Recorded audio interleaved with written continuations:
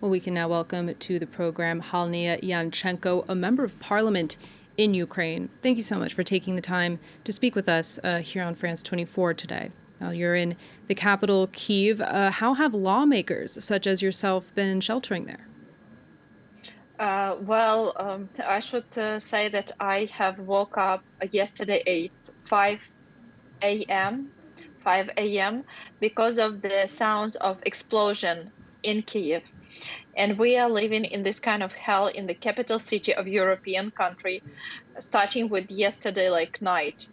Tonight, personally, I pretty much didn't sleep. We spent my whole family and friends spent night in underground, and we didn't really sleep because there was information that Russian troops had to do an air force attack on Kyiv again today at 3 a.m.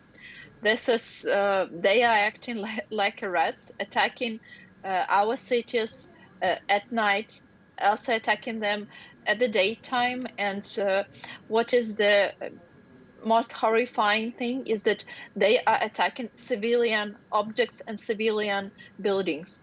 Over the first 2 days of this war, that we had, there were about 34 attacks on civilian buildings, including kindergartens, hospitals, multi-story residential buildings. And you can find these pictures and videos of ruined buildings, of killed people. Dozens of absolutely innocent civilian citizens, including men, women, and children, were murdered in Ukraine over the past 2 days. So I should say that it's quite scaring to the whole situation is quite scaring and horrifying.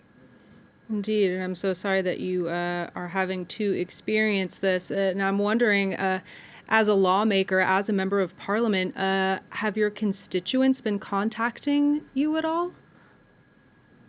Uh, well, um, I'm now in my city, in my house, and all the members of parliament, they took some kind of responsibility over the situation. So some people are helping their constituency in terms of organizing the points of territory defense stations.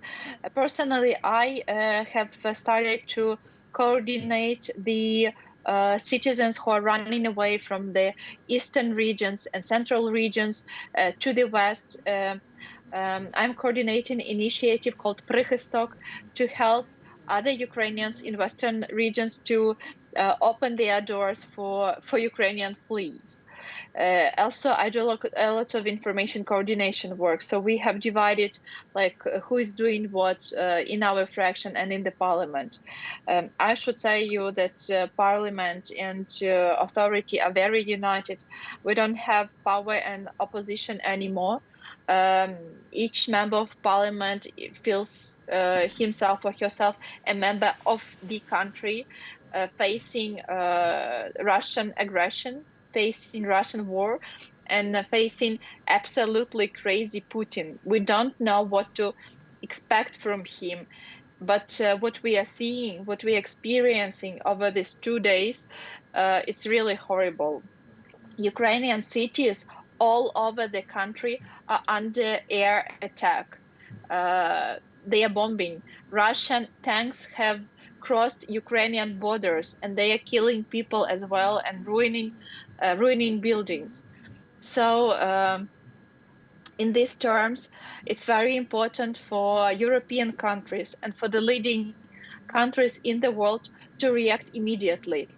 Each day, each hour of thinking around what kind of sanctions should they introduce and what kind of sanctions should they not introduce for Russia are causing lives of innocent Ukrainian people. Also, I should say that we have some worries about ecological situation, about ecological catastrophic that might happen in Ukraine and spread to Europe. Yesterday, Russian troops, including tanks and air forces, have captured Chernobyl zone in Kyiv region.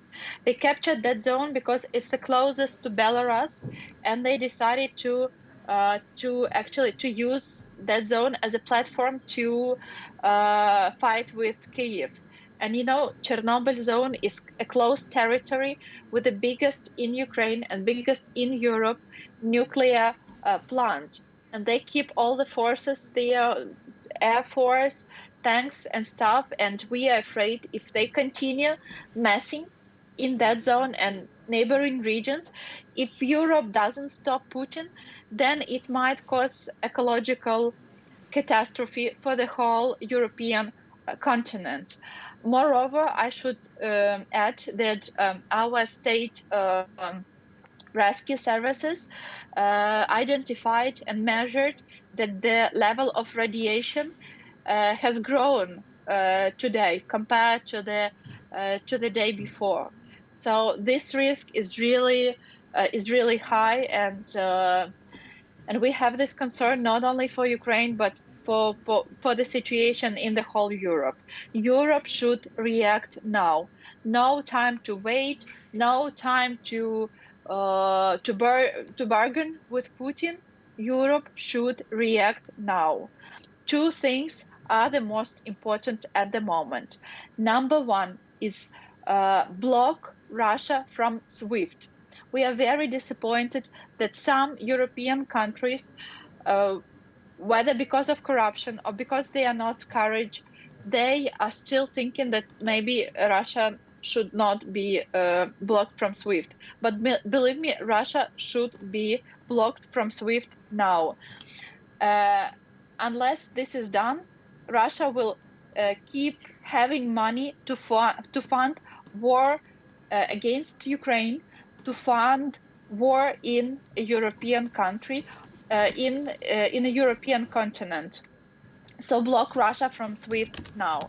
And second thing is no-fly zone. Russia is currently attacking Ukraine heavily from air. They have some rocket machines on the territory of Belarus and on the territory of Russia, and they are sending rockets and bombs from there. Also, they have sent their aviation in different regions of Ukraine. So only no-fly zone will help to fight Russia back in sky where they attack Ukraine heavily. And we back European Union, USA to actually find courage and provide Ukraine with no-fly zone. Again, we are afraid that these rockets Russia keep sending to Ukraine might hit either Chernobyl or some other nuclear plants which we have about, well, in a few regions of Ukraine. This might be very dangerous, and that's why there is no time to think. There is no time to discuss. It's time to act. It's time to protect Ukraine, and it's time to protect the European continent from the war. All right, Halyna Yanchenko, a Ukrainian MP, thank you so much for speaking to us, and I hope you can stay safe there in Kyiv. Thanks.